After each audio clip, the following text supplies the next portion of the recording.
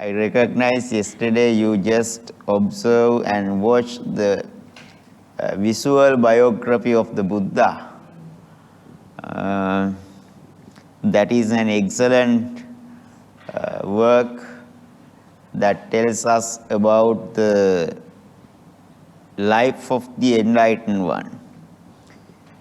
Early in this morning, you are going to listen to the first Dhamma talk. Today's speaker is here. So I think first time Bhante comes to deliver talk here. You might have seen him in Malaysia, maybe. However, this is Bhante Rideegama Wanarathana Thero. He is following his PhD in Malaysia. On these days he is reading for PhD. While he is busy and with heavy works, he accepted our invitation to come over here and deliver at least one talk for you. So Bhante came here. So to welcome Bhante Wanarathana, please say sadhu. Venerable Rideegama Wanarathana Thero is a senior lecturer in Buddhist philosophy at the Department of Buddhist Philosophy, Buddhist and Pali University of Sri Lanka. Bhante Professor Panjarathana's University, but in another faculty of Buddhist Studies. He has obtained his bachelor degree in Buddhist Studies, honors degree from the same university. So Buddhist and Pali University is mother university of both his, Bhante Wanarathana's and mine. He is super senior to me in the university. He has been a visiting lecturer for a period of time and also a temporary lecturer in Buddhist philosophy at Sri Lanka Bhikshu University in Anuradhapura. During his academic career, he has completed his postgraduate qualifications, Master of Arts degree from University of Kelaniya, I think. Please make me correct if wrong. And thereafter, he became a senior lecturer in Buddhist philosophy at Buddhist and Pali University of Sri Lanka. Now, he is in his at his final age of completing a PhD degree. So, however, we would like to congratulate Bhante Wanarathana on the studies for the PhD degree and find out excellent insight and deliver to you all in the future throughout the countries around the world. So he has followed all the degrees in English medium and expert in Dhamma. That's why we invited Bhante. I think this biography short introduction would be enough without troubling Bhante. Without taking his time, I would like to invite Bhante Wanarathana to conduct his session, and may the Triple Gem bless you. You may say sadhu to Bhante. Okay, wishing you a very good morning to all of you. Venerable members of Mahasangha, Professor Bhante Panjarathana Thero, Professor Yasasi Thero, and all the senior monks. And first of all, would like to give my thanks especially for Bhante Vinita for giving a short but in details introductions about myself. Anyhow, so first time at Buddhist Maha Vihara, so happy to join for this program. And thank you for all, especially the committee, also Bhante Vinita for inviting me to take this opportunity. Today's topic, the Four Noble Truths. Before that, would like to have a simple introduction. Actually, the learning about Four Noble Truth is not simple thing actually. It's okay, you know that there's a great commitment and is a great the teaching in Buddhism. So, most important thing, before I explain Four Noble Truths, it is time to understand why we should learn and how we can, of course, put into practice or apply to our life, day-to-day life. That's the most important part. Because a lot of people, sometimes when they meet us, they always say, Bhante, I have been doing meditation for years. So sometimes we ask how many years? So many years. But unfortunately, sometimes they are, of course, not much mature enough, or their practice is not, of course, they don't know how to apply in their day-to-day life. Example, like in a room like this, in a simple, like a place where nobody disturb you, easily you can do meditation. Am I correct? So because nobody disturbing, particularly that place is, of course, allocated for that particular program. So nobody disturbing, no reason to get anger, no reason to get jealousy, no any wrong of views. So easily you can do meditation, not only 1 hour or 2 hours, of course, even several days. But the most important part, you are doing meditation. So if you are doing loving kindness, or if you are doing whatever meditation practice you are practicing, from where you can check it. Only the possible place to check your meditation, the level of your meditation, the level of your development, your mind is the society, where you always encounters a lot of negative situation.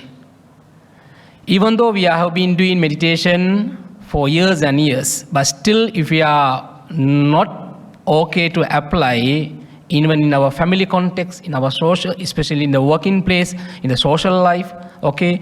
So that's the places where you always you always meet a lot of challenges. What you practice inside the room, so should be able to apply when you face negative situation. That is why people, sometimes they do meditation long time, but practically they don't know how to apply. So this teaching is always to change our reaction. We have to understand the Buddhism, or we practice this teaching to change our reaction. Because we cannot change the situation, outside situation. People sometimes they try to change outside situation, but finally they are tired, they cannot change. But important thing, only you can change your reaction, the way you look at the situation. How we have trained your mind to see the situation. If you are making effort to change outside situation, of course it is impossible. And if you depend your inner peace with outside situation, when the outside situation is going to be changed, so of course you cannot keep your happiness long.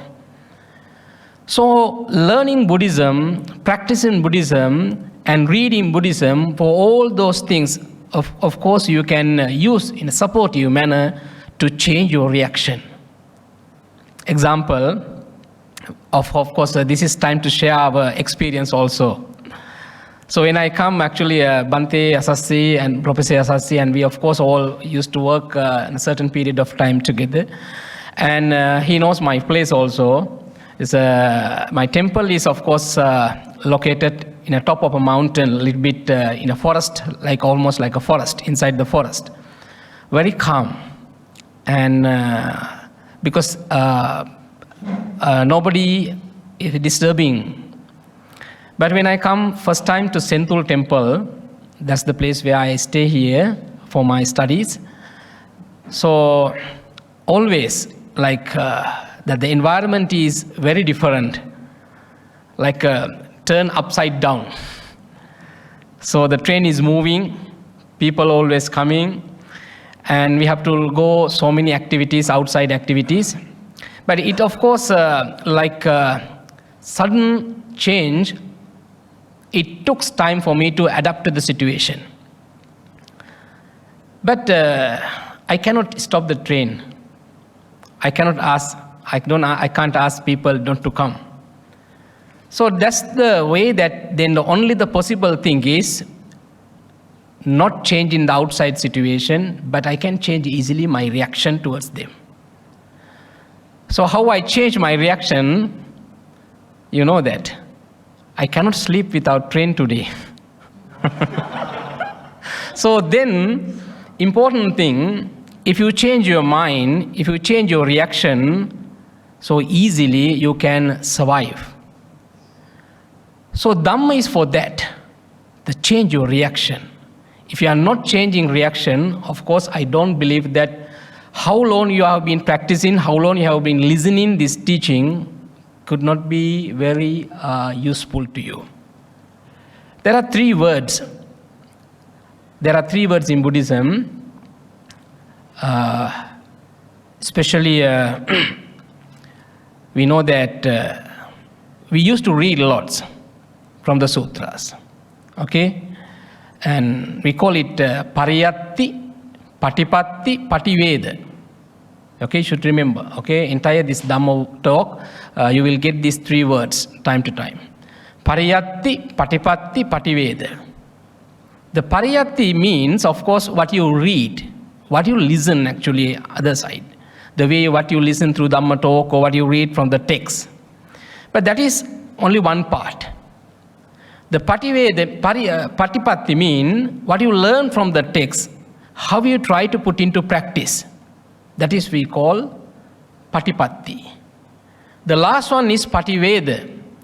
Only through practice you will be able to come to the top level of that practice.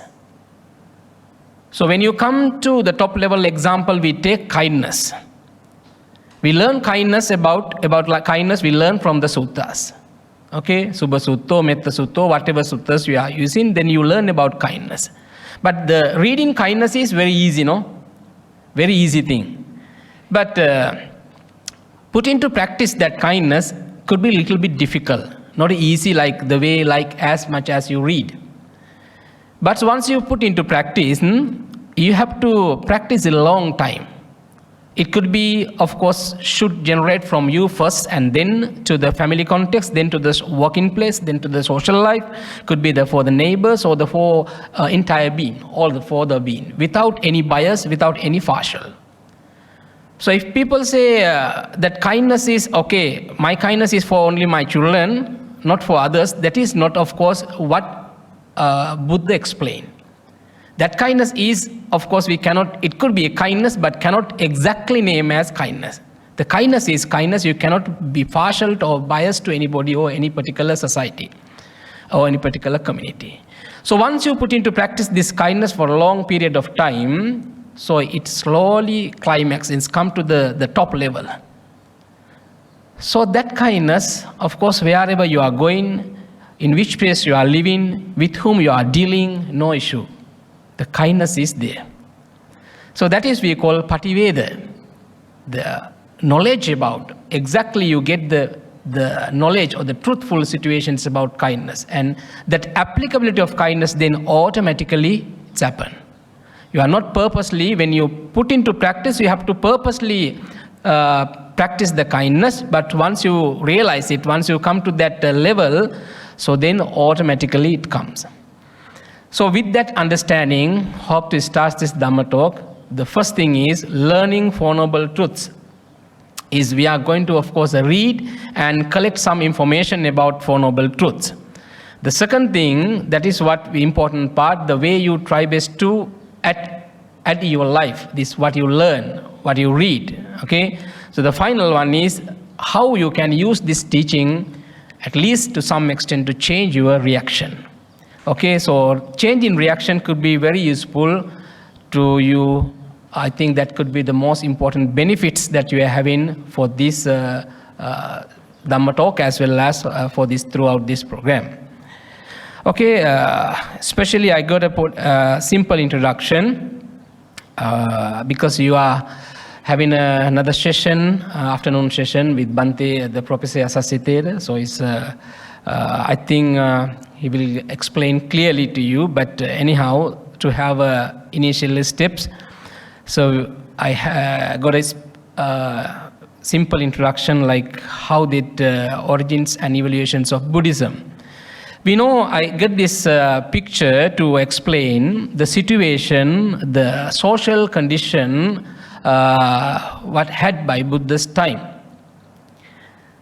As we all know, the first thing is the last one, the Theravada, Mahayana and Vajrayana traditions. So in addition to this, I'm just focusing only about the Buddhist teachings. So later part, we know that historically how divided each schools, but initially we know that whatever thing happened with the time being, there have a lot of different schools in especially based on the teaching of the Buddha. But there are a lot of teaching other. We know that when we read Brahmajala Sutta and also many other sutta, it is clearly explained about the social condition, like how many dogmas or the religious views and belief systems was in Indian society. And we use the term Dhamma, even the Four Noble Truth, we call it Dhamma. The two words here, Dhamma and Dharma, and it is the difference is of course the language difference only, but the meaning given by each school for Dhamma is not same. Example, this is not only the word used in Buddhism. Okay, so like in English we explain here, so Dhamma is a kind of virtue or the religious and moral duties. Even in the Hinduism, the concept of Rita, the law of the nature, okay, I got this information to give some understanding. The Dhamma is not only what we talk in Buddhism. Dhamma is a common word used by in Indian society, and also they each school or the teachers or the religious religions given the different meaning. But as a whole, when you come, it talk about the moral duties or the moral development or the spiritual development through the word Dhamma. So understanding Dhamma in Buddhism, we take in three ways. One is a general usage, and the second one, we talk Four Noble Truth. Of course, Four Noble Truth in detail explained in one of the suttas, Dhammacakkappavattana Sutta, the first sermon of the Buddha. The third one is the philosophical usage of Dhamma. The first one is very familiar, isn't it? So always, okay, we say Buddhan Saranang Gacchami, Dhamman Saranang Gacchami, Sanghan Saranang Gacchami. So that is how like we used to read and we used to practice like that way. The second one is the setting the wheel of Dhamma in motion, as in Dhammacakkappavattana Sutta explained. Later we will discuss it further. And the last one is what I mentioned initially, the Pariyatti, Patipatti and Pativeda. Through this one also, Dhamma, the concept of Dhamma explained in Buddhism, I think this is the most important way. So in a different manner it is explained when compared with the other religions and other perspectives. So the Pariyatti, Patipatti and Pativeda, learning, practicing and realizing. That is what I mentioned. We used to read, and what we read, try best to put into practice. That is we call Patipatti. What we practice, through the practice only we can realize the truth, or we can of course get the perfect knowledge about this one. Actually, so last one is Pativeda. We can by using a language or by words we can explain, but this is of course experience. The Pativeda is the experience what you can get through the practice, but it is really impossible to explain. So it's mean so this is we call actually is a practical knowledge. And it is not normally having a language, we cannot explain the situation we call realizing. Okay, so now we come to the Dhammacakkappavattana Sutta. That is the main theme, is the Four Noble Truths. So, but I have selected some parts of the sutta to explain to you. When it comes to the Four Noble Truths, before that, the existed social condition you can understand. I mentioned earlier, so there are so many religious points, religious views, dogmas, and different belief systems actually had in Indian society. But all the belief system we can categorize into two main groups. You see that they may bhikkave anta pabbajitena na servitabbaha kamasukallikaanu yogo and attakilamatanu yogo. Okay, excess sense pleasure and engaging in useless activities that cause hardship. Actually, people have a different belief.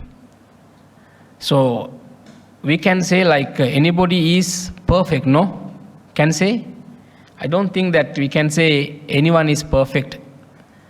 But in Sanskrit literature, there is a beautiful statement like there are two perfect person in the world.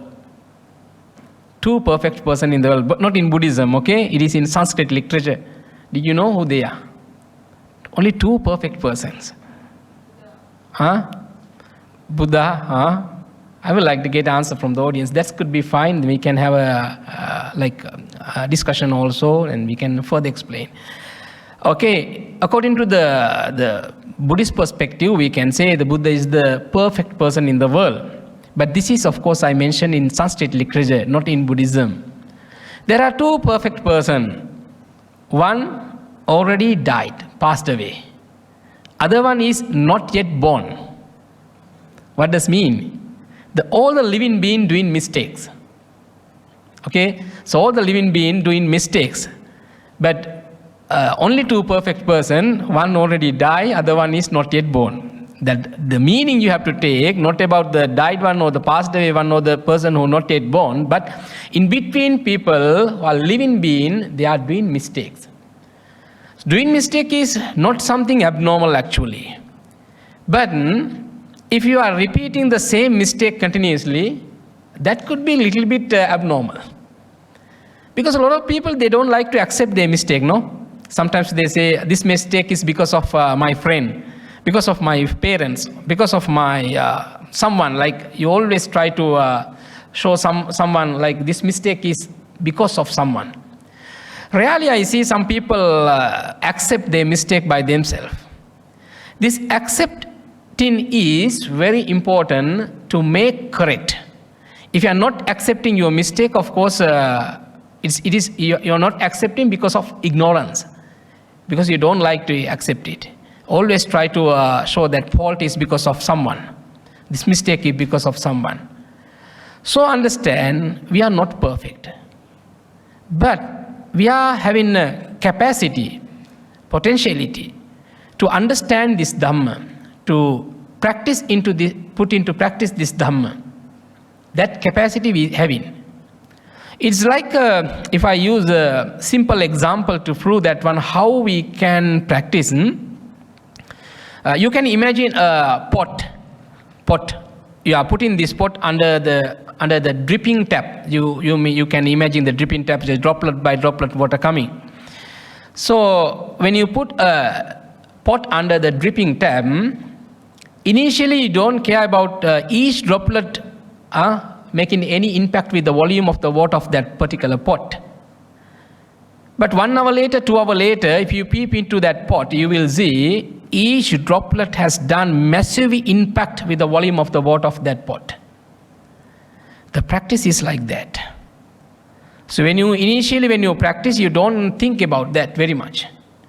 But once you practice this teaching, it's almost like each time, each second, how you spend with the purpose of practicing this teaching, so you will get the massive result with the time being. The kindness doesn't come quickly. Because, as I mentioned, we know that there's a word like everybody we consider like philosophers until they experience the problem. We can advise. We can ask other people, you should do like this way. But when we have to face to the situation, sometimes we are very weak to respond or very weak to tackle the situation. So important thing, it takes time, almost like the droplet by droplet water coming and filling the pot. The same way, how you practice this teaching, with the time being you will get the result. So in the Indian society, there are two kind of the way, as mentioned here. Kama Sukallikana Yoga, some people believe that this life is no more and no rebirth there. Actually, in later we can discuss whether you have a problem, like whether in Buddhism accept or not these things. But anyway, we can understand how that the society dogmas, of course, prevail in particular society during the time of the Buddha. So the Kama Sukallikana Yoga means the people, of course, they think, they don't believe any result of the action. And they always think that no more any other life. This is the last life. And we should enjoy. And they try to, of course, engage so many activities. Okay, so that activities become useless when we go with the Dhamma, but they never believe that activities are useless, because they always think that is the kind of nibbana according to them. That is the kind of their liberation. So the second group, they believe that kind of long existence, rebirth. And then they try best, of course, to practice kind of rigorous practices with the purpose of, with the intentions of reducing their time period that they have to spend in their sansaric life. You can simply take, don't take in detailed manner. But when you go through the sutta, that's a very important part here. Both extremes are labeled anatta sanghito. Anatta sanghito means anyone who follow those two extremes are unaware of the anatta, or the nature is unaware, not useful. Buddha considers these two ways are extremes way. Even though you are not thinking about the life after death, or you are thinking about the life after death. But these two ways considers are, of course, not useful. But when you go to the sutta, the Kama Sukallikana Yoga has the additional labels, Hino Gammo Potujjaniko. That is very important. When compared with, I'm not telling that sutta is not mentioned actually, this like Atta Kilamatana Yoga is better than Kama Sukallikana Yoga. It's mean rigorous practices are, of course, better than having kind of a pleasure and kind of like not believe in rebirth. But important thing, it is explained because when people, you can think in you with your personal experience, with your day-to-day experience, you can understand this one. The people who are having kind of a luxurious lifestyle, but they are blind with so many things. Sometimes they have having a kind of a fear to lose those.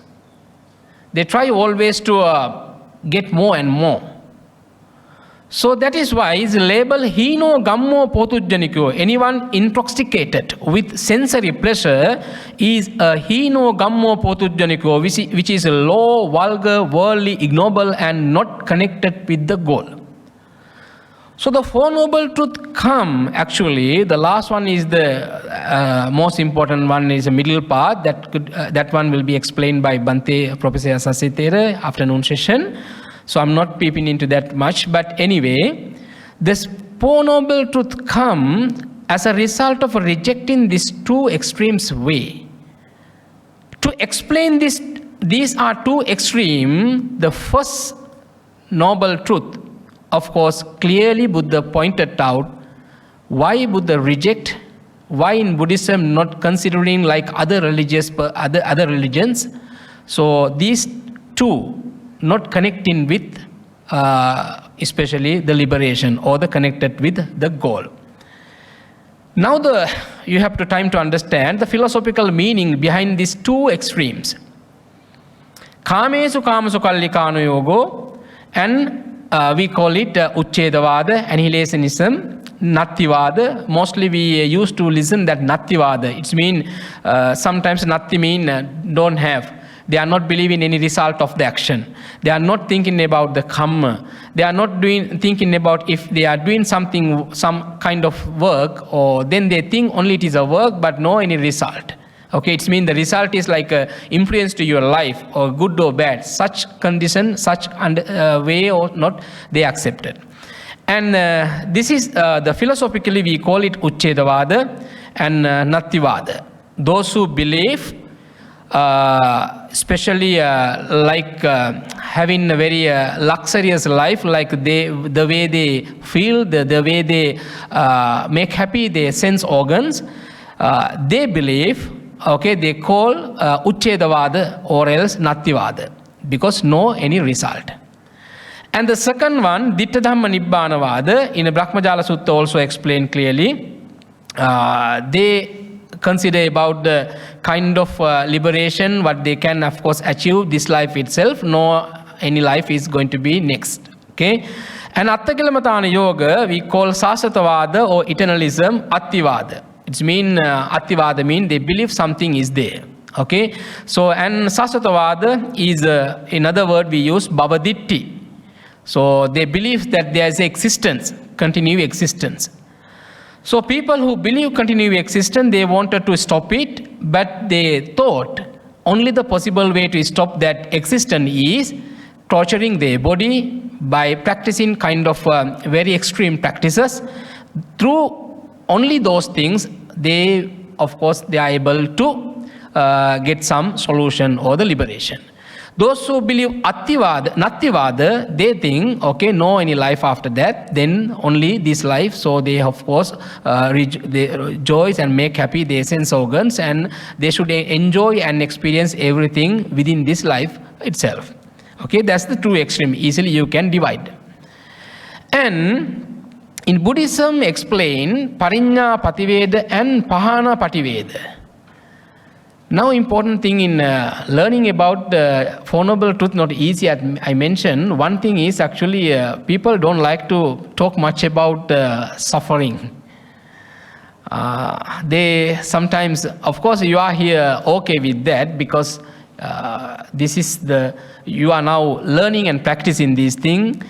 But normally when we compare with the society, actually they are not much interested in thinking about suffering.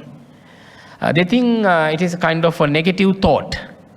If they think about suffering more and more, it not of course making any positive impact. Actually, this is because of, I feel, kind of misunderstanding. We have to understand, there's a beautiful example, you know that Metta Anisansa Sutta. You know the result of loving kindness meditation. There are listed 11 benefits. Out of 11 benefits, so there are 3 benefits. If you are doing loving kindness meditation, you are free from fire, free from anger, free from fire, free from poison, and free from weapon. Very nice, huh? So if you are doing loving kindness meditation, if anybody shoot at you, no problem. And if you are doing loving kindness meditation, if you are jump into the fire, of course you are not going to be burned, because no problem, you are doing loving kindness meditation. And if you are doing loving kindness meditation and then of course if you are drinking or eating any poison, even there are no problem, because the poison doesn't make any harm to you, because you are doing loving kindness meditation. Someone who think about the superficially, actually they can think, in the Metta Anisansa Sutta mentioned that listed 11 benefits. Out of these 11 benefits, the 3 benefits is, those who are doing loving kindness meditation, they are free from fire, free from poison, free from weapon. Anybody shoot at you, no problem. If you are jump into the fire, no problem. If you are having any poison, no issue. That is what happened when you take this Dhamma superficially. There's a beautiful sutta, Alagadupam Sutta. I will quote that only that example.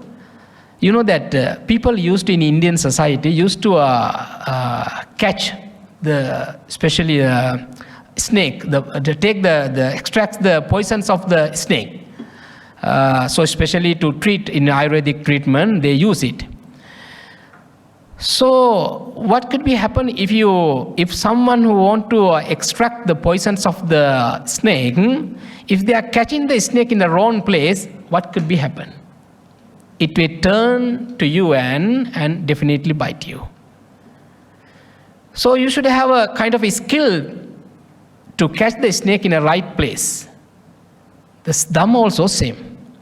If you are taking superficially, as mentioned, as listed in Mettanisansa Sutta, 11 benefit, and out of them I 3 only caught, and 3 is if you are doing loving kindness meditation, you are free from fire, free from poison, free from weapon.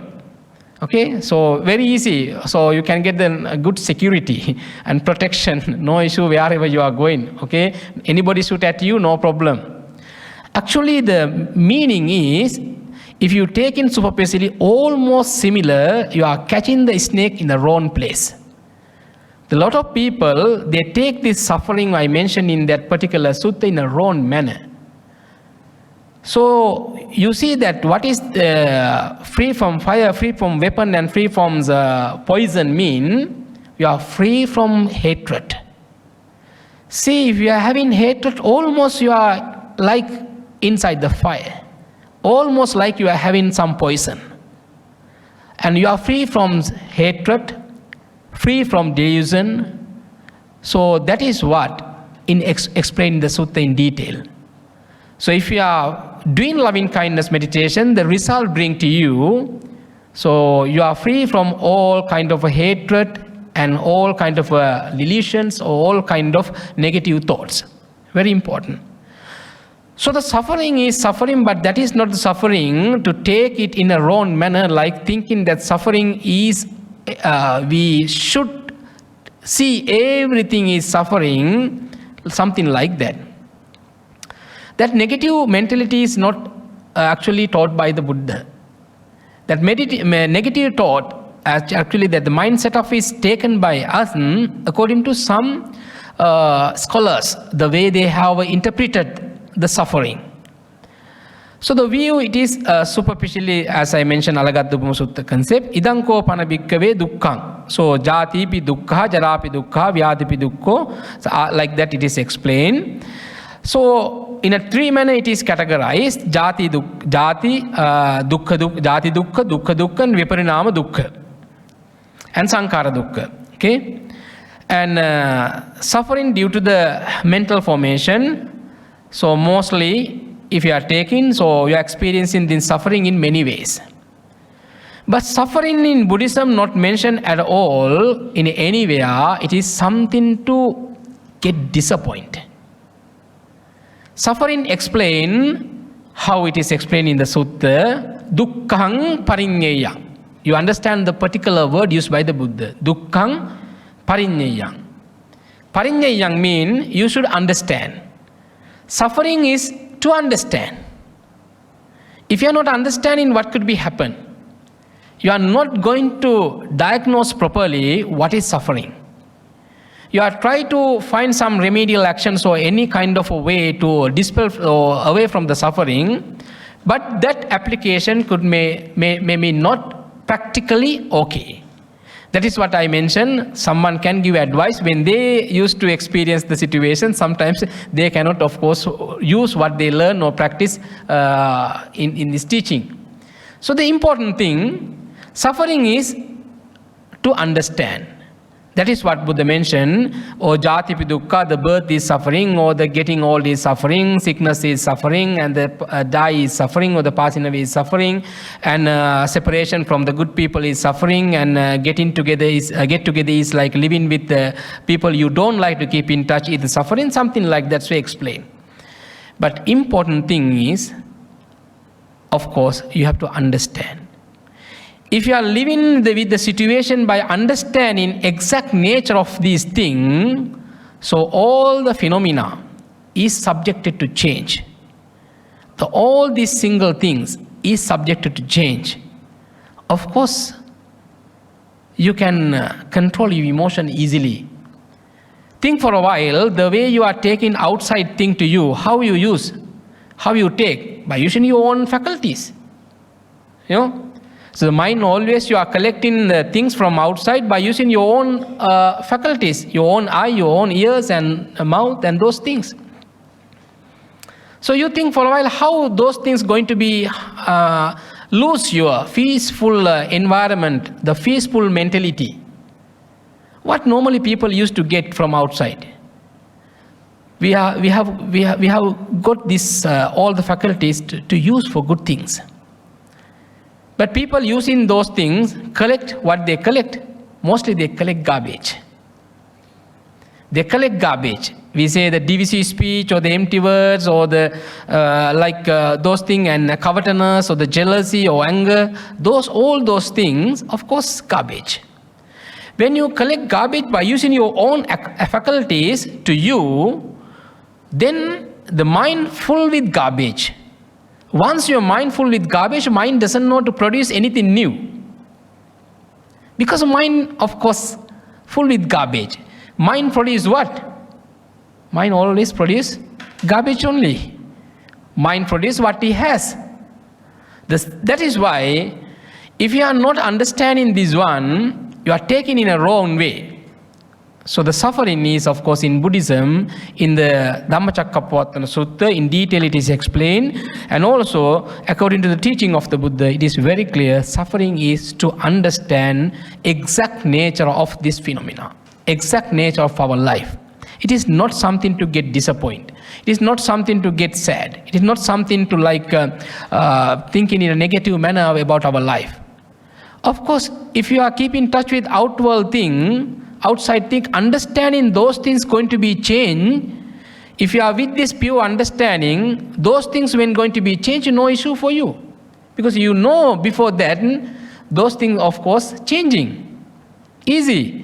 If you are depend on your inner peace totally on the outside matter, once the outside thing going to be changed, your inner peace also going to be changed. Why you too much into that? You are into that. Okay, so that is we call another word is attachment or the grasping. You are grasping, but anyhow, you are into that. Once you're into that, when those things going to be changed, your mind, your peaceful mentality is also going to be. Then people think, what is this life? And they get disappointed and they think, we call in psychologically, we use the word stress or the depression or so many things. If you are knowing well about this, at least in you are a good reader, so with the reading, if you try to practice, put into practice, you know that Four Noble Truth, then of course you will be able to be your own counselor. You don't need to find any other counselor. If you are good in practice in Buddhism, you are your own counselor. You are of course, you can tackle all the situation easily. Whatever chaotic situation, you know how to face to the situation. Because that the counsel is living with you. So teaching, Dhamma is the counselor. Dhamma is the teacher of you. So when come to the second one, so Buddha mentioned, then now I explain the dukkha is considered as, we should understand, pariññeyang. Dukkhang pariññeyang. Dukkha samudayang. The second one is dukkha samudayang, the reason for occurring or reason for to arise, reason to dukkha. What is the reason? Okay, we call it, the reason is the attachment. Or reason is a kind of a desire to things. Okay, so desire in many ways. But basically, dukkhang pariññeyang, dukkha samudayang, pahatabbang. So, very important thing here, dukkha samudayang. So, the reason for the suffering, if you are understanding what is suffering, then you know the suffering is like this. Suffering is suffering. Then you understand the reason for the suffering. That the reason for the suffering to be able to dispel or pahatabbang, abandon or give up. If you are not understanding the reason for the suffering, of course you cannot, I don't think that you will be able to dispel or understand how you can get rid of this suffering. How you are able to away from this suffering. It's not easy. Okay, So the Nirodha, now we come from understanding to realization. So the first, from first noble truth to the fourth one, when you come with the steps in the right manner, first one is to realize, so the understanding, and the last one is we call for the realizing. The first one is dukkhaṃ pariññayaṃ, we should know what is suffering. We should know what is the suffering exactly, and dukkha samudayam pahatabbam, reason for the suffering should be able to pahatabbam, get rid. If you think, example, this canker or the defilement come because of what? You should have that analysis, you should have that understanding. This is come because of what? So always all these things come from outside to you. The easy thing, understand. This is very easy because everything, of course, you are peeping and taking the outside situation to you. So by using your own faculties. But if you are okay to understand this, and then it could be fine, easily you can abandon, you can give up. So to give up should understand. Example, after you meet in the doctor, you are having kind of some sickness, whatever problem. So doctor should properly diagnose you. If not diagnosing, that he cannot recommend any medication to you. He suggests some medication after understanding exactly what kind of sickness you are having, what kind of ailments you are having. Then he apply. Okay, then he apply the medication. The same like, if you understand in suffering, easily you can dispel or get rid from the suffering. Nirodha essentially means the act of stopping or the state of being is stopped. The second one, Buddha mentioned, Yankinchi samudaya dhamman sabbantan nirodha dhamman. Everything that has a beginning has an end. Actually, we can read easily, but this is not a teaching to limit to read only. So, example, I say now everything that has a beginning has an end. By the word, you can of course imagine this, but this is a practical application. Only by practicing you can of course understand exactly. So, what Buddha mentioned here? That is why this teaching is called, of course, the practical teaching. Is not just depend on like a reading, not like a mantras. Okay, you know the mantras, normally mantras, sometimes we have two things, mantra and sutta. Very familiar, like very similar word, like looks similar, but not similar. Mantra, nature of mantra is of course the reciter doesn't know the meaning, listener doesn't know the meaning. Nobody knows the meaning. Mantras, they just read only. So today people, the Buddhism has become like that. But Buddhism, we get through suttas.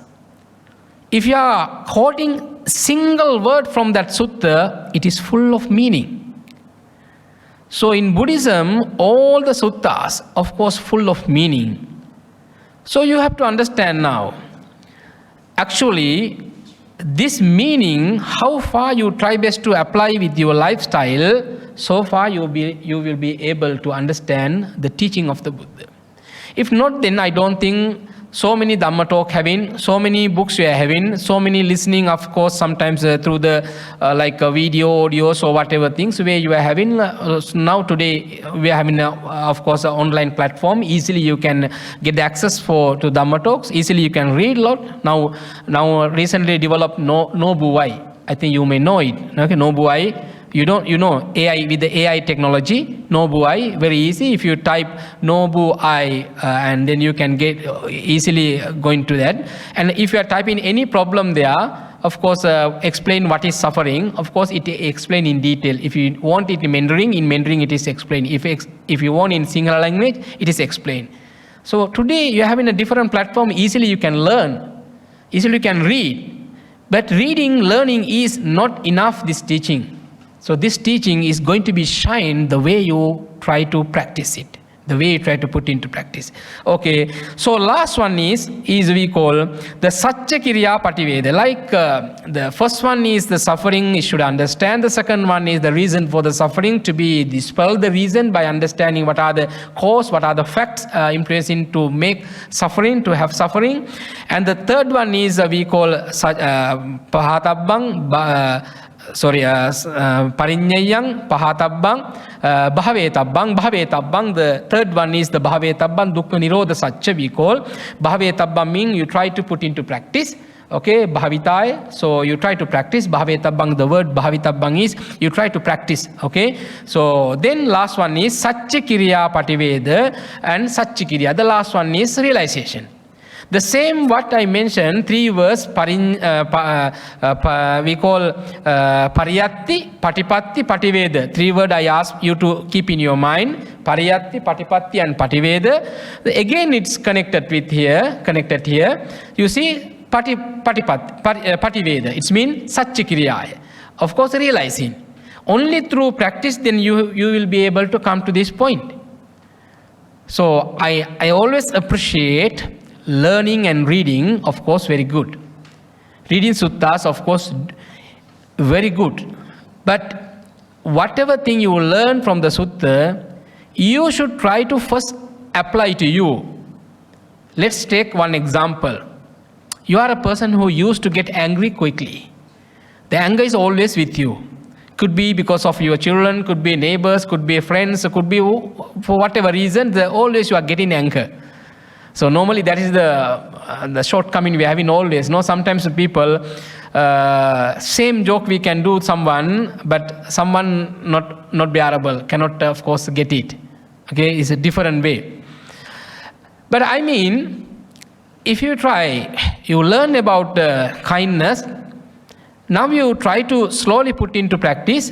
You have to understand, I practice kindness inside the room, the single room, nobody disturbing, very nice environment. Everybody is, of course, with the same purpose coming to that particular room. Of course, they are okay to practice loving kindness meditation. But you have to understand where you face the challenges. You are not facing any challenge inside the room. You are facing challenges, of course, outside the room, where you move to the society, where you always connect with different people. Okay, where you always get so many divisive speech, empty word and covetousness, jealousy, or lot of unhuman things, lot of disqualities. So you are having those things from in outside, not in inside. So you try first. If you learn, of course, kindness, try to give kindness from you. First you apply to you, that kindness should come from you first, and then to your family context, where you always get anger, where you always get so many chaotic situations sometimes. Okay, we used to, some people, sometimes they observe 10 precepts. A temple from morning until evening, sometimes in Sri Lanka, used to spend one night. But sometimes next day onwards, the same lifestyle they are having. The fighting each other, talking each other in using harsh word, like, of course, nothing they have learned.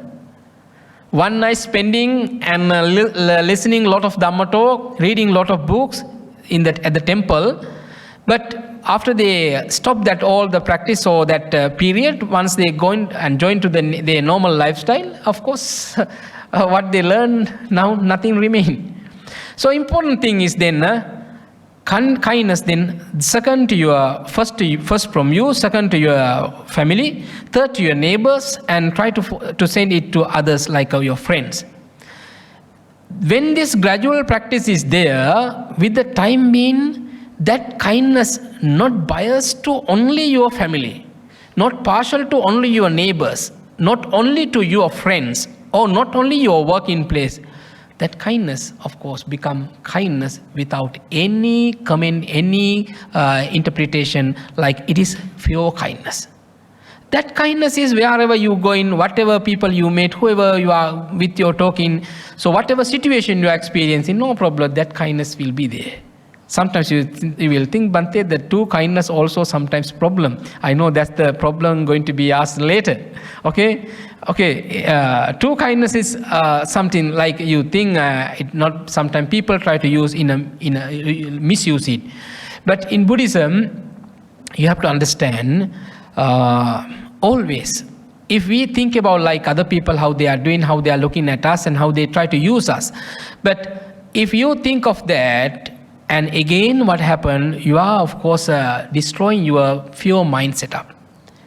You don't let other like kind of a defilement. This we call challenges. Challenges is not only that the action or the situation, but even thought patterns also challenges. Normally people, when they are isolated, when they are living in a single life alone, so many thoughts come in. They are fighting with thoughts. It is also a challenge.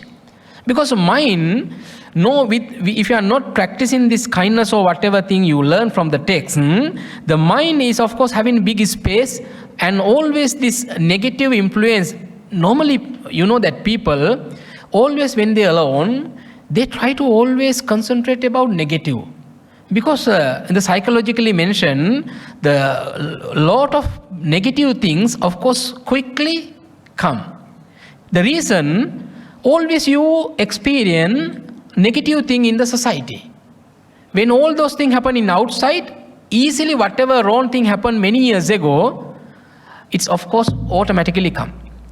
See that example, so sometimes we have a kind of not okay with some person, but we don't see him many years, 3, 4, 5, 6 years, we don't see.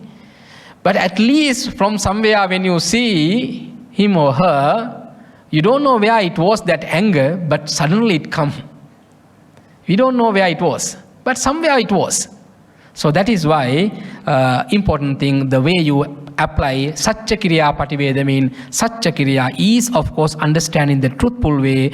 And first thing is suffering should understand. Second thing is the reason for the suffering we call desires. The desires in many ways. Sometimes desire to exist this life. Some people don't like to live this life.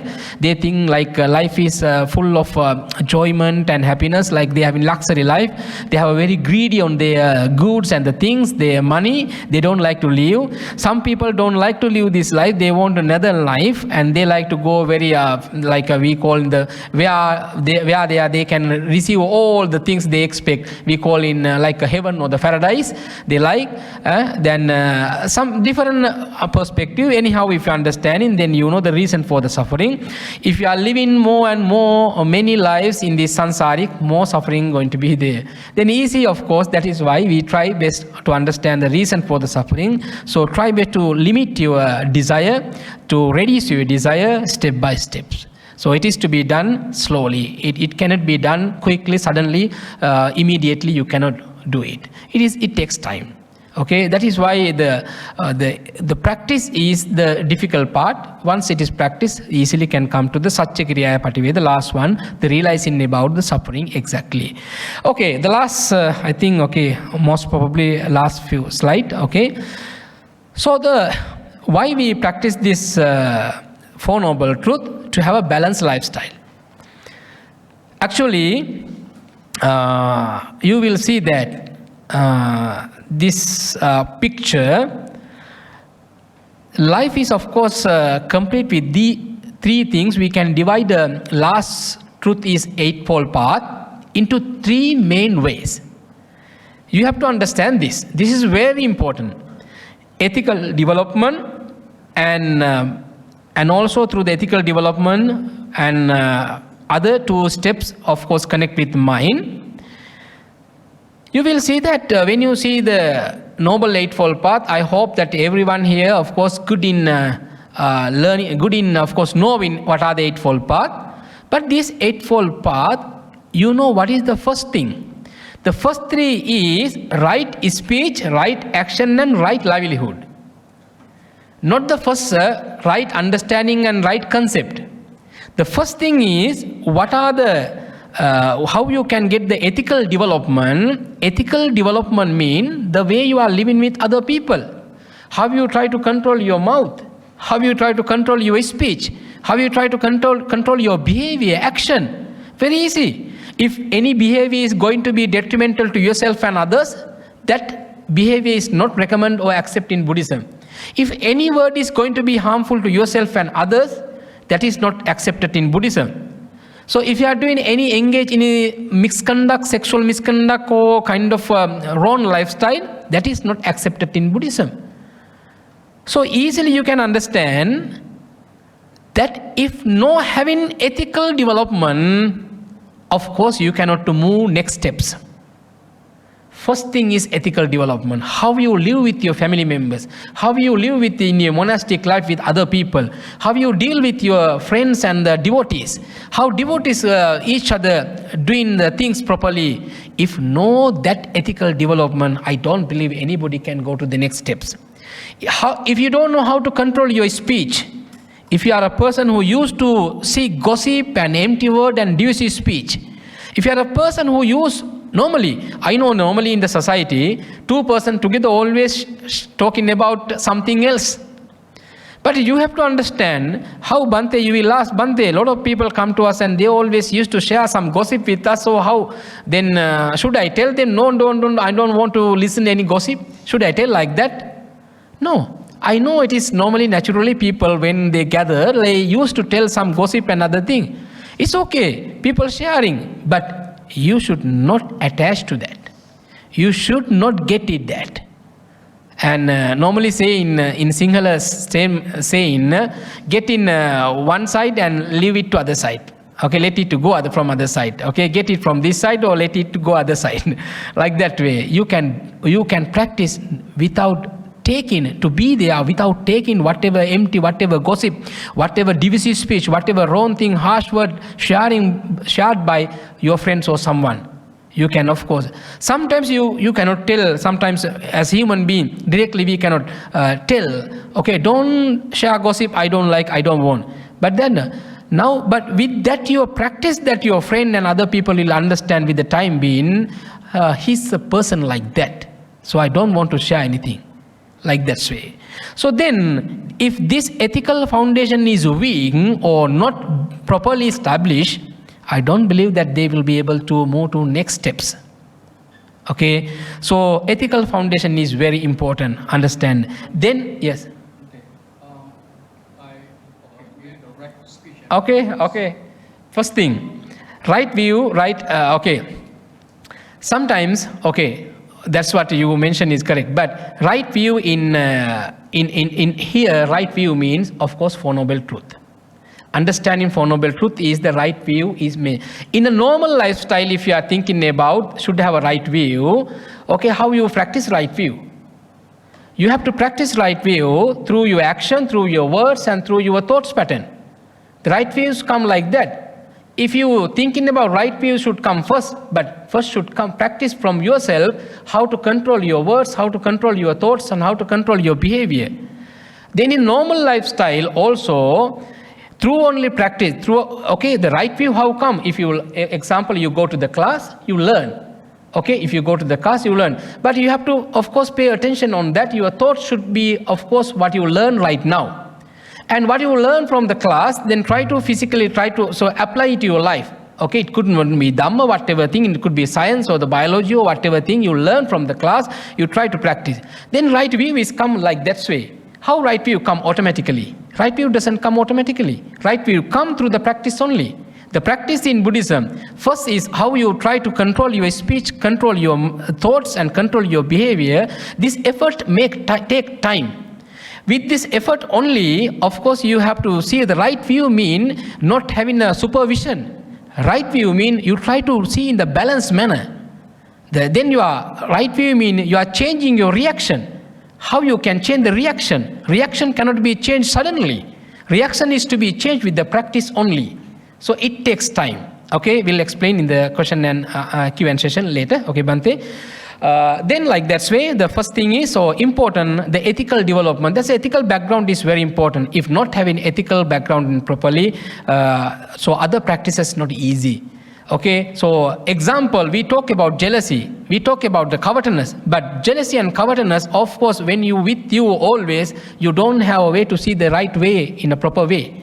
But you should try to, through the practice, through your speech controlling, the thoughts controlling, your behavior controlling, you should try to away from jealousy and covetousness and those things. Then, of course, right view it slowly come. Okay, and later we'll have a discussion later. And so, at the end of the sutta, the beautiful way is explained. Actually, this is very important. Buddha, after the enlightenment, he wanted to preach this Dhamma to many. But he thought to whom he should deliver first sermon. But see, Buddha had a kind of it is called in some texts is a kind of a hesitation, but I don't believe that is the hesitation. But he wanted to give this Dhamma to someone who is capable enough to understand this. You see, he selected 5 persons. And out of them, only the one Bhante was able to get the first steps only. See how difficult this practice of this Dhamma, not easy. But even there, you will see how that Kondanya spent time with the Buddha. First, he had a very different thoughts about the Buddha. He had a very wrong behavior about the Buddha. So always towards the Buddha has a very wrong behavior. He had a wrong thought. He thought, now Buddha, he is still lying at us. He still is not enlightened one. So he didn't treat well. So with the time being, they thought something is there. Then they changed slowly. So then, after preaching the Dhamma, after the first Dhamma talk, only one Bhante, one monk was able to, one ascetic was able to come to even only the first steps. You will see how difficult. Not easy. We living in the different society with the society. Always people, of course, facing some chaotic things and negative things. Not easy to apply this one. Preach the first sermon to 5, out of them only 1. Even that Bhante also became first step understanding. But see the happiness that Buddha had by that time. Very beautiful way in the Sutta explain. Anyasi vatabo kondanyo, anyasi vatabo kondanyo. This repetition, the same word repeated by Buddha twice there, they repeated because of the happiness like Buddha felt. So my effort of course was successful. Anyasi vatabo kondanyo, you are the one who realized this truth.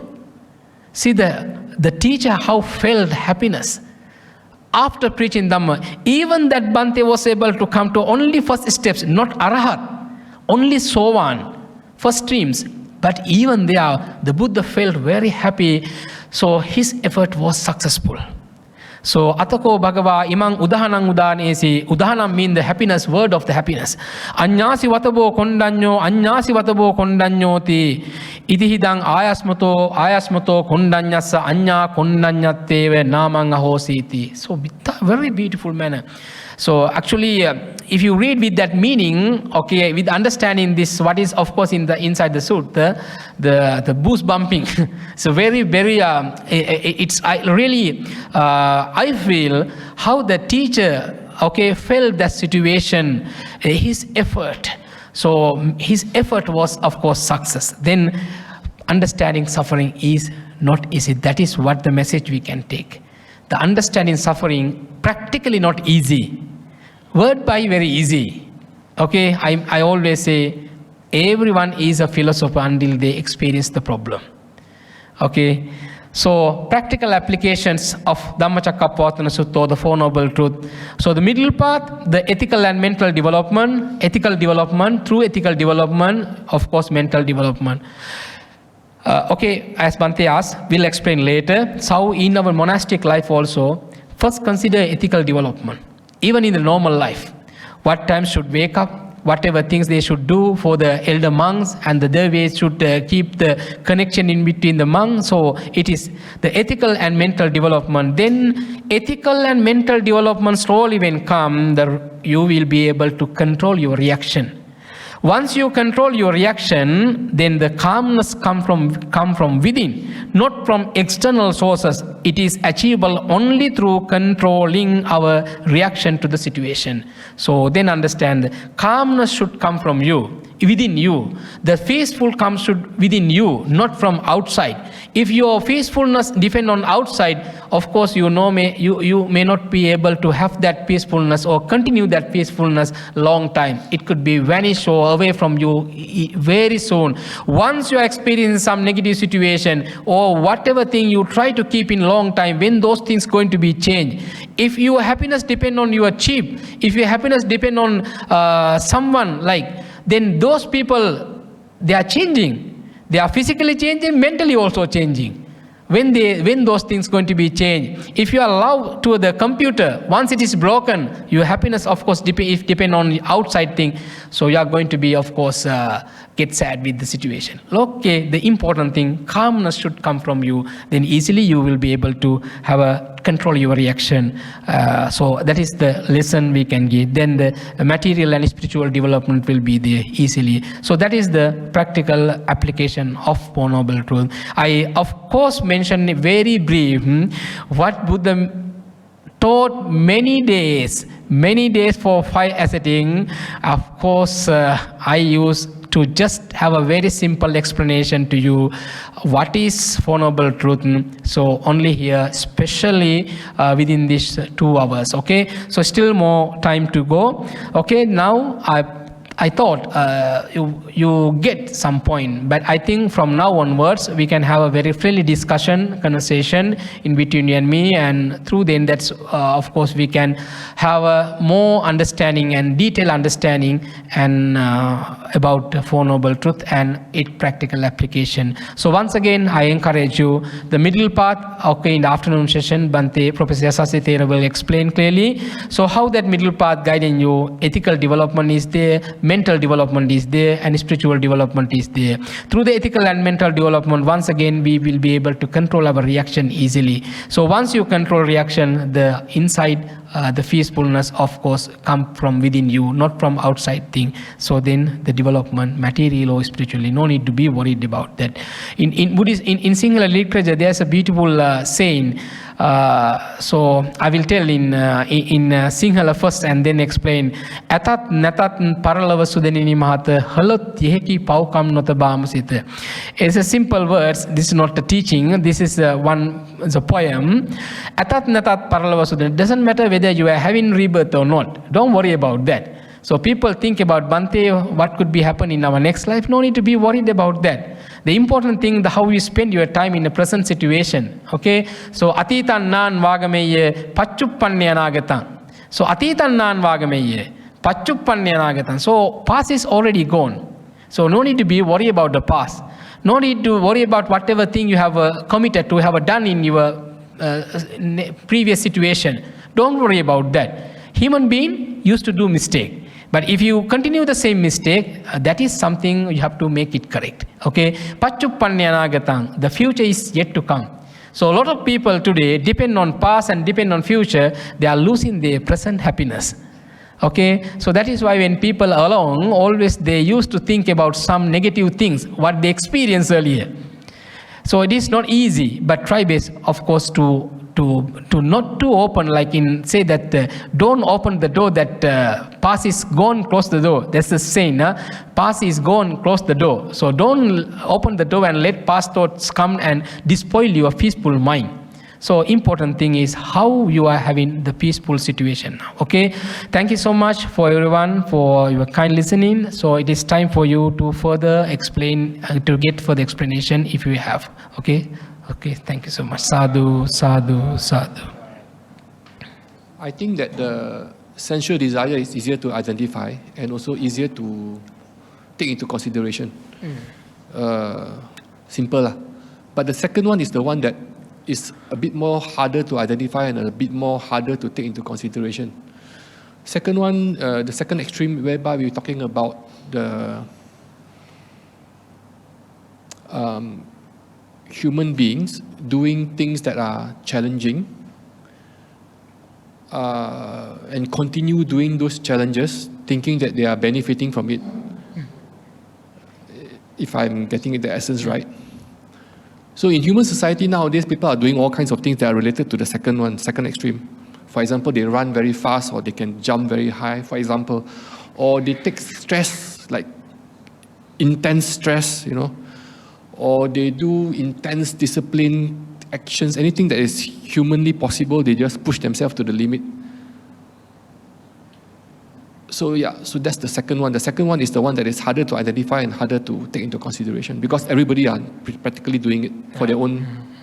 Okay, thank you, Venerable. So as you mentioned, This two extreme in mentioned in Dhammacakkappavattana Sutta is okay with the particular society, existed society in India. But basically Buddha used this two extreme to explain about the way people practice, okay, what they practice by that time.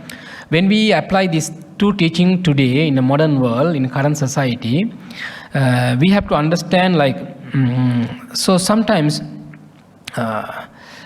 people say like, it is very tough thing to understand how we can, of course, example, people having luxurious lifestyle. Actually, that is not wrong. I think everybody, most of you have been to India, visited India. If you see the places where Buddha stayed, of course, it's almost like a 7-star, 5-star hotel. Very big temple. So more facilities were there. Because not only 5-6 months, so many monks lived there. To remain ruin still, even today, should be that more than 2,600 years ago, what they constructed, if it is still remaining, so you will understand what kind of a life, the facilities had by the time of the Buddha, especially donated by kings and other people to the Buddha. Having facilities or having things is not the issue here.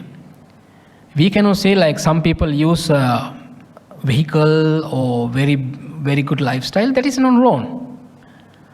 Some people say like thinking, I don't want to get those things, and I don't, those things always make some not having it's damage to my peaceful mind, then they don't use. That is not the point Buddha mentioned. Actually, the way people try to control their action or try to control their attachment to those. Having those things is not the issue. I mentioned, if you depend your happiness or the inner peace depend on that your material world or material things, that material things, if you are not understanding, is going to be changed with the time being. So once those things going to be changed, if you are not accepting those changes, then that could be the problem. So people don't like to accept those changes. If any tablet issue in today, if any like after they doing many experiments, to have 1,000 life, of course, that one who introduced the tablets, he could be the richest person in the world. Understand? If any tablet is there, if someone introduce any tablet in the, especially to live long life, 1,000 years, so that one who introduced that tablet, he could be the richest person in the world very soon. People have a kind of a desire like that. They don't know how to control the things.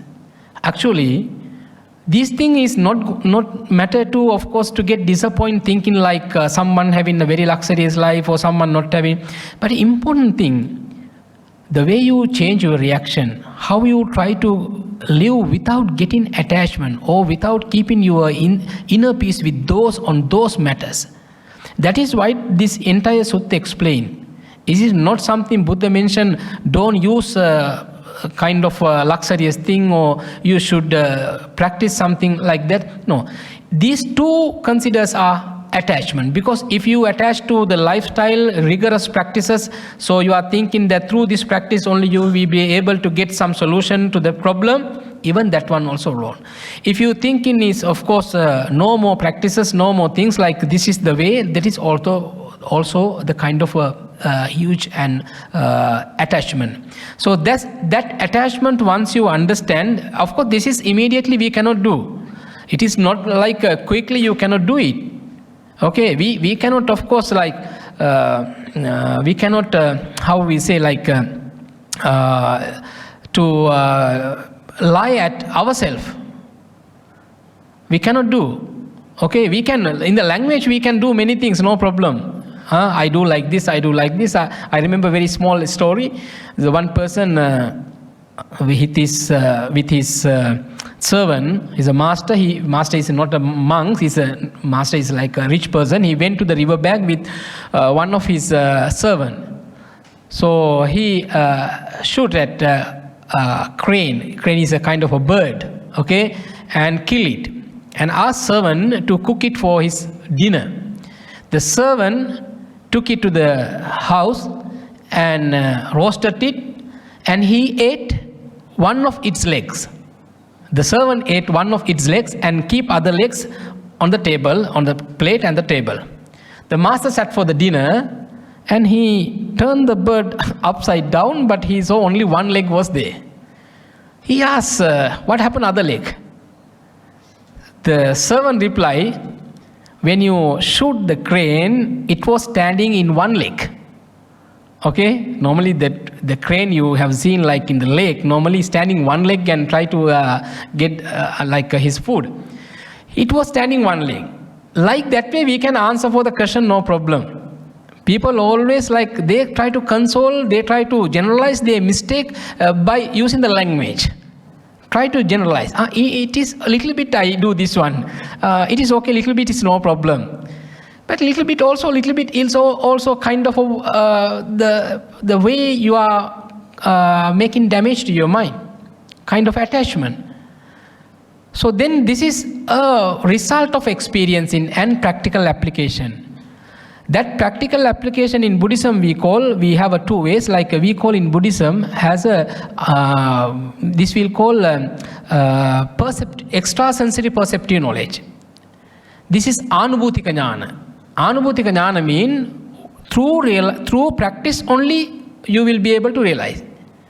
Even I also cannot, if anybody asks, Bhante, how about the Nibbana? How can I explain? Cannot. It is to be understood or realized by yourself, then only I can explain Nibbana like that. Nibbana is something like, but this is experience. If anybody thinks Nibbana is a kind of different way explaining, some people have a belief like different is a kind of a heaven or paradise where we can receive lots. In our childhood we also thought like that.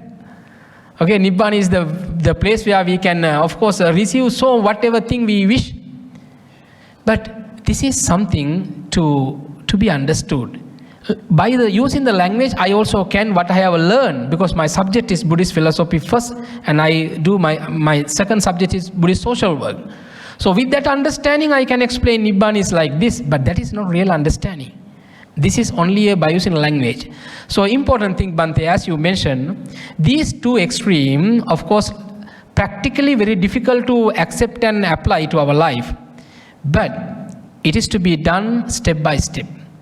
Once you've done it, once you practice step by step, with the time being, of course, you come to certain level. But that level, of course, I cannot explain. Okay, I cannot explain that level. That level is to be realized by yourself. So this is, of course, practical teaching. How you practice depend on that practice-based understanding you will, of course, get. Okay. So the second extreme is also related to dukkha, which is suffering, and is also related to unsatisfactoriness. Yeah, of course, the second, the extreme way is, of course, having some torturous, giving some torturous, of course, rigorous practices like torturing bodies. So people believe that if they want to stop this continued existence of life, only the possible way is, of course, having kind of rigorous lifestyle.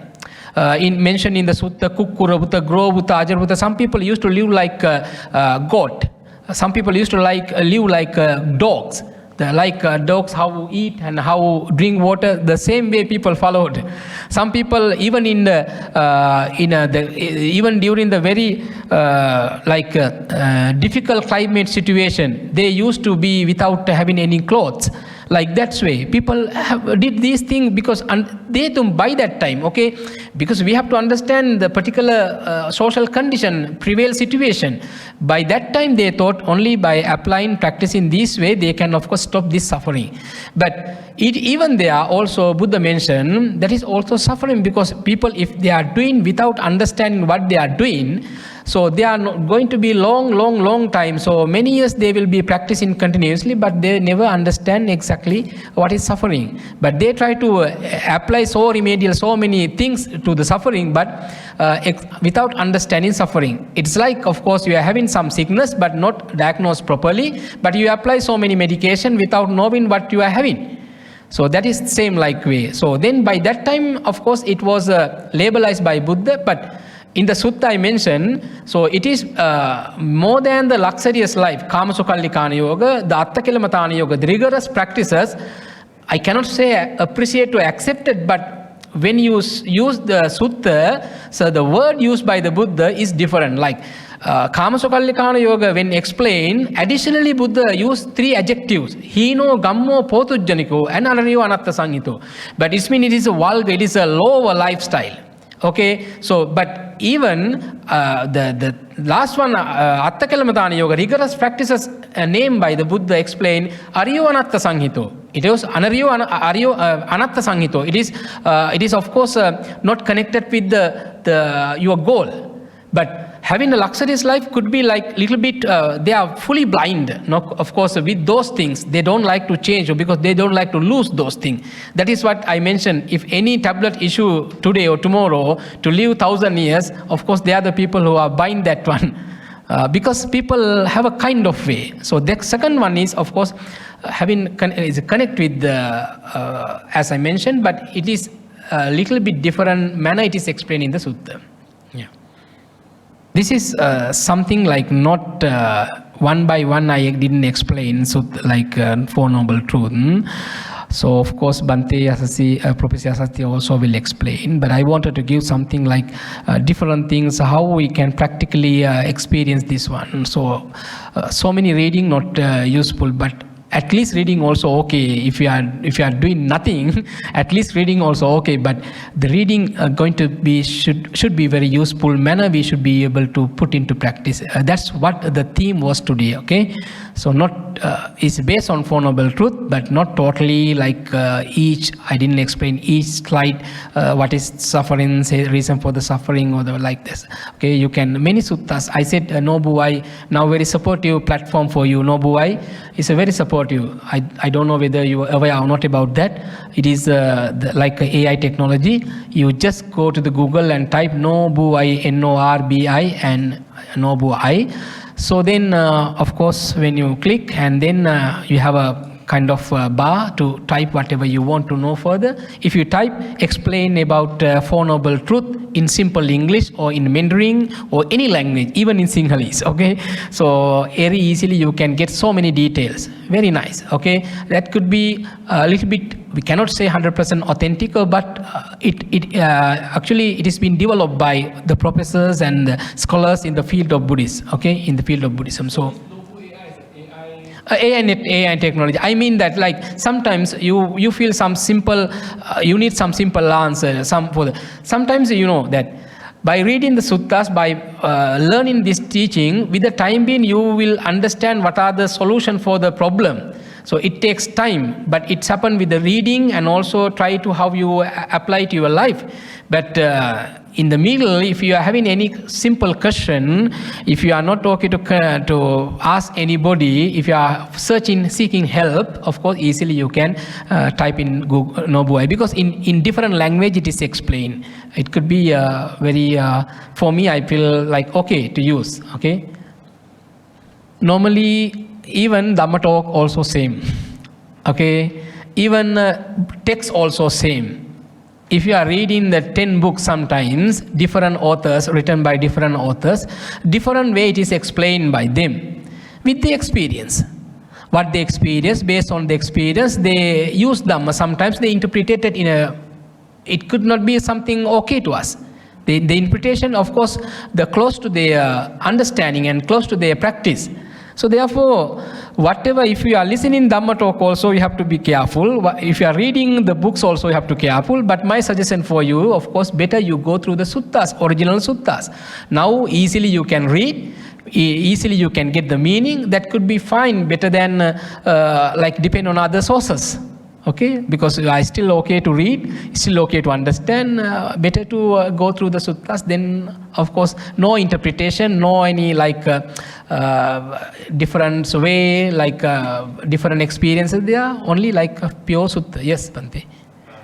Bhante, when you talk about pariyati, patiyati, pativeda, our soul no longer exists when we realize it, or? It is wasting your time just thinking about the liberation, like from the point of view at the beginning. I think people, they waste their time thinking of liberation. The liberation in explained in many ways. People try to read liberation, what is liberation, but liberation is to be achieved by yourself. Then there's a gradual path for that one in Buddhism. So, other thing, you can trust one thing. The Buddha is a human being, is not someone who controls the universe or the world sitting on different planet. He's a human being. He lived as human being, like even today we experience those who are living 80 plus something, but Buddha had 80 years old, so 80 years life. And even like you and me, how we experience physical pain, the physical problem, so those things also experienced by the Buddha. So whatever word explained by Buddha, you can trust him because he's a human being. While he's experiencing, he explained the truth. My suggestion for you, you trust it. Because if it is taught by a god or someone immortal, okay, the world, of course, always the god immortal, but his sons, daughters are mortal. They are going to be die, but the God is not going to be die. But Buddha is not like that. He's a human being, so whatever he explained with his experience. So he is the one who became enlightened first, and then with that base on, he explained exactly those things throughout the suttas.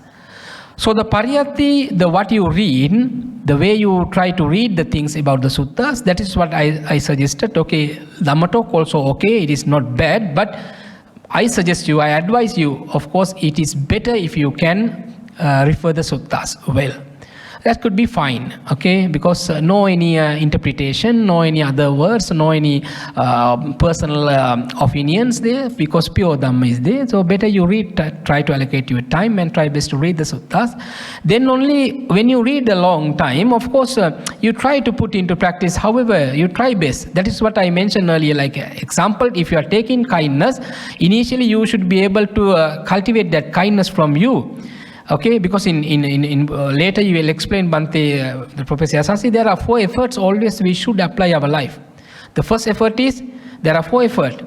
First effort is anuppannanang akusalanang dhammanang anuppadaya. The effort is for what? Because a lot of wrong thing we don't have at the moment. But through the socialization, through talking with moving to other people, and by reading sometimes also, by reading some wrong things, by watching some wrong thing, because we are living in a different world today. So many things we read and so many things we watch. By watching and reading also, you will be able to, sometimes you will get some wrong thing to you. But you have to understand.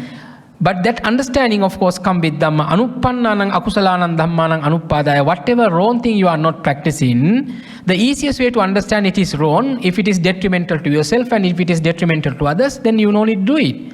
So, if you smile at someone, you will get nice reply. If you are dealing with anger face, you never expect smiling from other person. A lot of people, while they are doing wrong thing, they expect a lot good thing from other people. That's wrong. Cannot be happen. If you smile at someone, of course, nice reply will be there for you.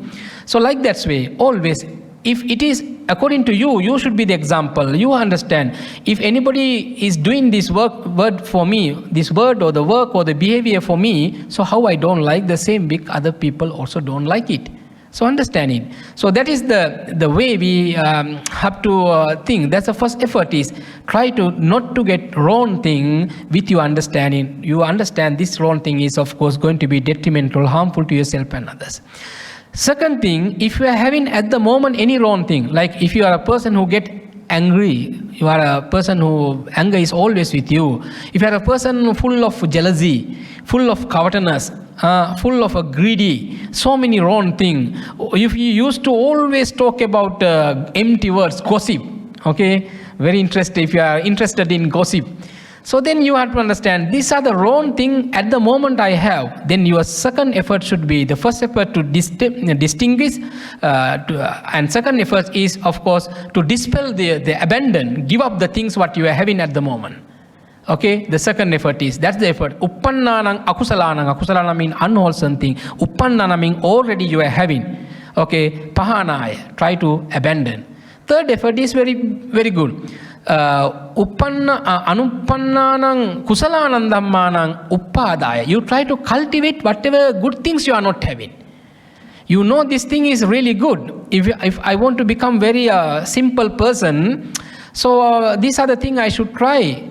The challenges always come from outside. I should face to the situation. Then I want to become very simple and kind-hearted person. So then you try to cultivate good things. So that's the third effort, the cultivation. Last one is uppannanam kusalanam bhiyo bhavaya. If we are having good thoughts at the moment, good behavior at the moment, if you are a person who having good, nice words, so try to strengthen those things. These are the effort, but not impossible. If we are having wrong thing, if you are not having wrong thing, understand this is wrong thing. People always invite you to go for a gambling. You understand gambling is something not okay. So then you are not doing it. You are not participating for those. You are not taking. If you are, of course, used to do gambling, then understand gambling is something harmful. Then I don't want. Third effort is, of course, that if you are not having, if you are not having kindness or very good thoughts, good disciplinary, so you try to apply it to you.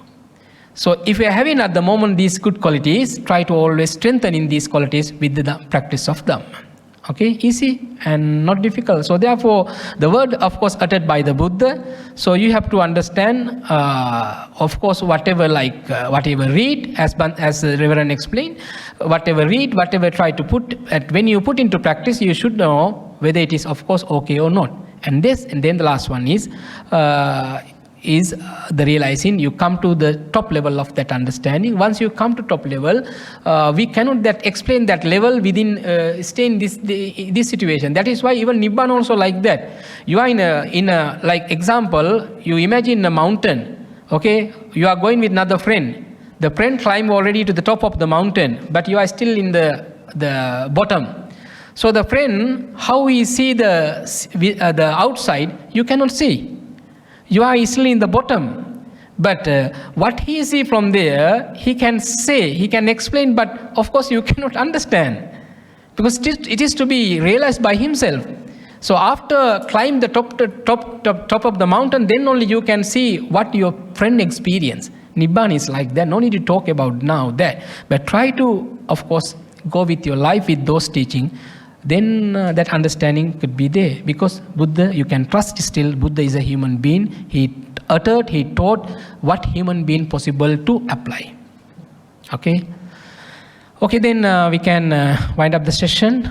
If no any more question. Okay, so wishing you all the power of merit by listening to this Dhamma talk and having a very friendly conversation. So all the meritorious things you did today, so may conducive upon you. Wishing you all to have a very healthy, happy, long life, and also with the power of this merit. So let's transfer for the departed one also. So our departed relatives rejoice in this merit. May they find the peace and happiness throughout their sansaric journey, and with the power of this merit, may they, of course, attain supreme bliss of Nibbana. Say sadhu. Sadhu, sadhu, sadhu, sukhi hotu.